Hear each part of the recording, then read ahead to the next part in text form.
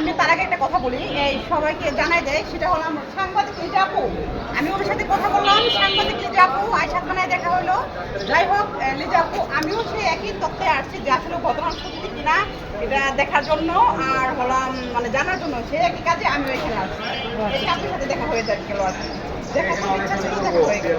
তো আরেকটু কথা বলি, এই যে প্রিয়া, আমার প্রিয়া প্রিয়া কিন্তু হাসিতে খুশিতে আছে থানার ভিতরে। আসলে তো তার মনে হচ্ছে না যে সে ভিতরে আটক আছে বা তাকে যে জেলখানায় প্রেরণ করা হবে এবং তাকে নেত্রকোনা থানায় নিয়ে যাওয়া হবে, সেটা কিন্তু তারা কিন্তু কোনো কিছুই মনে করতে না।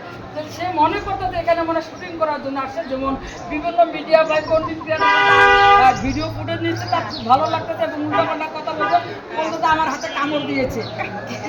আসলে কে কামড় দিতে জানি না, কারণ প্রিয়াও একজন নারী, আমরা নারী, এত আসলে বলাটা ঠিক না। তো দর্শক, আমি এবং রানু আপা আপনাদের কাছ থেকে বিদায় নিচ্ছি। আল্লাহ হাফেজ।